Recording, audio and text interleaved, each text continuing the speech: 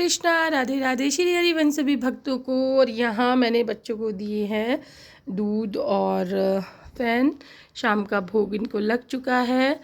और आज मुझे कन्हैया को देख के आ रही है बहुत हंसी। ये देखिए, कन्हैया बिल्कुल पैक होके बैठे हैं, उनको लग चुकी है ठंड।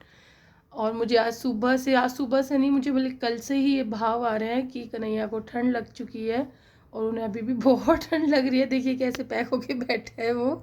और ये भाव मुझे क्यों आ रहा है वो भी मैं आपको बताऊंगी। और यहाँ बैठे हैं मुकुंद, और मुकुंद ना मेरे कन्हैया के पूरे मज़े ले रहे हैं। वो बोल रहे हैं और जाना है तुझे नहाने में, और जाना है तुझे यमुना नदी में नहाने, जा तुझे और ठंड लग जाएगी, ये देखना। यहाँ बैठे हैं माधव, सबको मैंने शॉल उड़ा रखा है। और कन्हैया को ठंड इसलिए लग चुकी है कि मुझे कल सुबह में एक स्वप्न आया था जिसमें कन्हैया मेरे साथ, एक बहुत बड़ा खाली मैदान है, बिल्कुल वहाँ पे कुछ भी नहीं है, सिर्फ साइड साइड में उसके जैसे वो होती है, साइड साइड में उनके बहुत सारे फूलों के पेड़ लगे हुए हैं और बीच में से वो पूरा खाली है। वहाँ पे सिर्फ एक ही बहुत बड़ा विशाल एक मकान बना हुआ है। तो मैं और कन्हैया ने मेरी उंगली पकड़ी हुई है, वो मेरे साथ जा रहे हैं। और ना कन्हैया ने पैरों में कुछ पहना हुआ है ना मैंने पहना हुआ है, और हम दोनों चले जा रहे हैं उस मकान की तरफ। वहाँ हम जाके वहाँ वो मतलब डबल फ्लोर का वो मकान था, तो हम वहाँ ऊपर जाना चाह रहे हैं लेकिन हमें उसकी सीढ़ियाँ नहीं मिल रही है। हम सीढ़ियाँ ढूंढ रहे हैं लेकिन हमें सीढ़ियाँ नहीं मिल रही है। हम उस मकान को ऊपर से नीचे तक देख रहे हैं और कन्हैया उसको ऊपर से देखे जा रहा है। और जैसे ही मैं उस मकान को ऊपर से देखते देखते मैं नीचे कन्हैया की तरफ देखती हूँ तो कन्हैया वहाँ से मुझे गायब मिलते हैं। और उस मकान के जस्ट पीछे, मतलब बिल्कुल पीछे, उसमें बहुत बड़ी एक नदी, यमुना नदी जैसी एक बहुत बड़ी नदी, जिसमें बहुत सारी नावें भी खड़ी हैं। वहाँ बहुत छोटे छोटे से लड्डू गोपाल, उस नदी में बहुत सारे लड्डू गोपाल वहाँ स्नान कर रहे थे। तो मैं देखती हूँ कि कन्हैया वहाँ से मेरे पास से गायब होकर मुझे वहाँ नदी में स्नान करते हुए दिखते हैं। और मैं भाग के जाती हूँ और मैं कन्हैया को बोलती हूँ, कन्हैया तू यहाँ कैसे आ गया बेटा, तुझे ठंड लग जाएगी, जल्दी बाहर आ, तेरे कपड़े कहाँ पे हैं। मैं ज़ोर ज़ोर से चिल्ला रही हूँ लेकिन कन्हैया मेरी बातों को सुन ही नहीं रहा है। और मैं इतनी ज़्यादा घबरा गई कि मेरी एकदम से आँख खुलती है। मैं फटाफट बच्चों के कमरे में आके देखती हूँ तो कन्हैया अपने रजाई में आराम से सो रहे थे।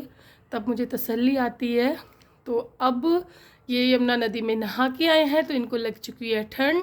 अब कल मैं कन्हैया के लिए लाई थी च्यवनप्राश, और मेरा बेटा भी सुबह से मुझे बोल रहा है कि मम्मा इनको ठंड लग चुकी है। और सुबह से मुझे यही भाव आ रहा है कि मेरे लाला को ना बहुत ठंड लग चुकी है। तो अभी शाम को मैं बना के दूंगी मेरे कन्हैया को काढ़ा।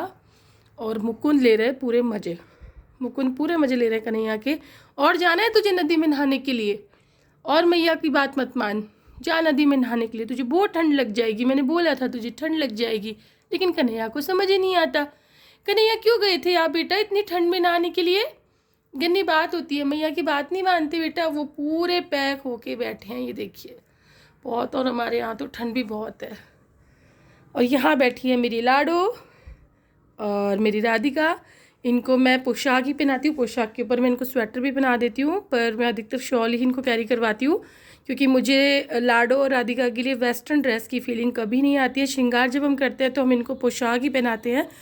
शाम को जब हम कपड़े चेंज करते हैं तो मैं इनको वेस्टर्न कुछ भी पहना देती हूँ, टी शर्ट वगैरह गरम।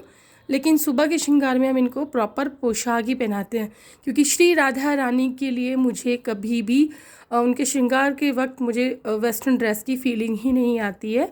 तो यहाँ बैठी है मेरी लाडो, यहाँ बैठे हैं मुकुंद, और यहाँ बैठे हैं मेरे माधव। माधव ने देखिए सब अपने केश वेश सब हटा दिए। ठंड लग रही है मैया, बहुत तेज़ ठंड लग रही है मुझे, सबको भैया ठंड लग रही है। यहाँ बैठी है मेरी किशोरी। तो सभी को हरे कृष्णा, राधे राधे।